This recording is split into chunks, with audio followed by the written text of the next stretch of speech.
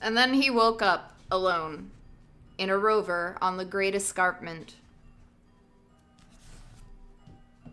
Eventually, he returned from this horrid expedition of dreams. Back in the caravan, he found it hard to talk. He was invited to Zake's for coffee, and he swallowed a tablet of an opiate complex to relax himself in the company of men. In Zake's rover, he sat in his spot and waited for Zake to pass around the little cups of clove-dosed coffee. Unsi al-Kal sat on his left, speaking at length about the Islam vision of history, and how it had begun in the Jahili, or pre-Islam period. Al-Kal had never been friendly, and when Frank tried to pass him the cup that came his way in a standard gesture of politeness, Al-Kal curtly insisted that the honor was Frank's, and that Al-Kal would not be prevailed upon to usurp it. Typical insult by over-politeness. The hierarchy again. One could not do favors for one higher in the system. Favors only went downward. Alpha males, pecking orders. Really, they might as well have been back on the savannah or in Washington. It was nothing more than primate dominance tactics again. Frank ground his teeth. And when Al-Kal began pontificating again, he said, "What about your women?" They were taken aback, and Al-Kal shrugged. In Islam, men and women have different roles, just as in the West. It is biological in origin. Frank shook his head and felt the sensuous buzz of the tabs, the black weight of the past. The pressure on a permanent aquifer of disgust at the bottom of his thinking increased, and something gave.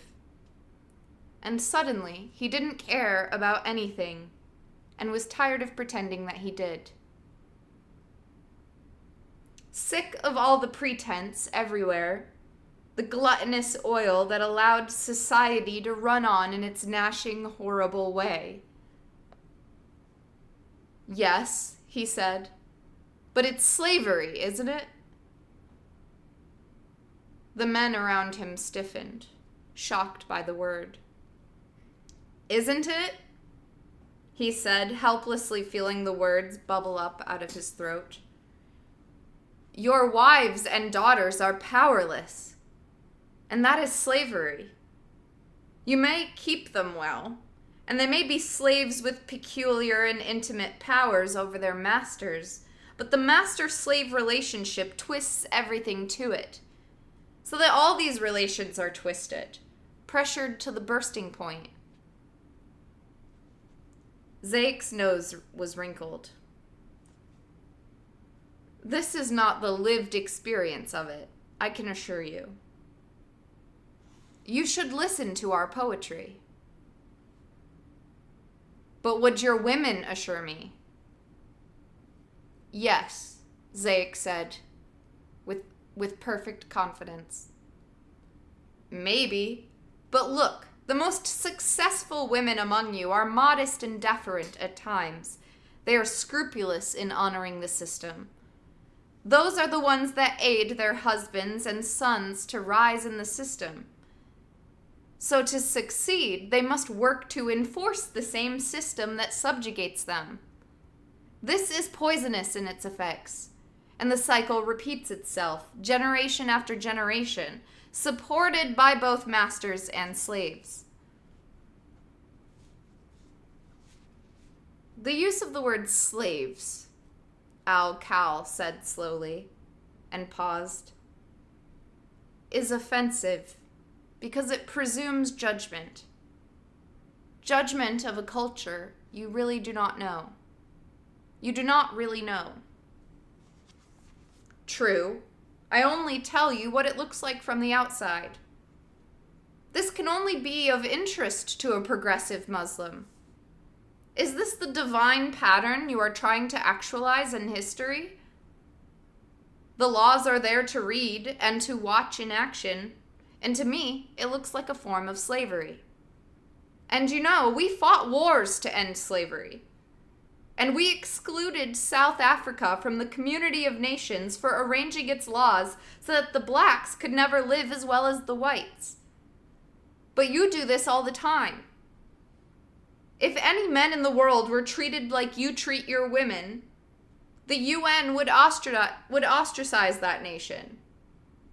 But because it is a matter of women, the men in power look away. They say it is a cultural matter, a religious matter, not to be interfered with.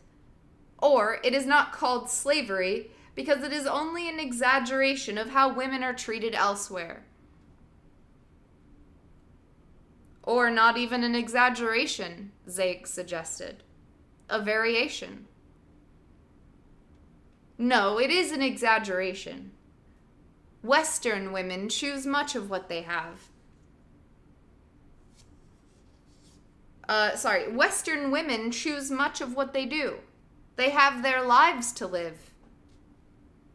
Not so among you. But no human submits to being property. They hate it and subvert it, and have what revenge they can against it. That's how humans are. And in this case, it is your mother, your wife, your sisters, your daughters. Now the men were all glaring at him, still more shocked than offended. But Frank stared at his cup of coffee and went on regardless. You must free your women. How do you suggest we do this? Zake said, looking at him curiously. Change your laws. Educate them in the same schools which you educate your sons. Make them equal in rights to any Muslim of any kind anywhere. Remember, there is much in your laws that is not in the Quran, but was added in the time since Muhammad. Added by holy men, Al-Khal said angrily. Certainly, but we choose the ways we enforce our religious beliefs in the behavior of daily life. This is true of all cultures, and we can choose new ways. You must free your women. I do not like to be given a sermon by anyone but a mullah, Al-Khal said, mouth tight under his mustache. Let those who are innocent of crime preach what is right. Zake smiled cheerily. This is what Salim el-Hayil used to say, he said. And there was a deep, charged silence.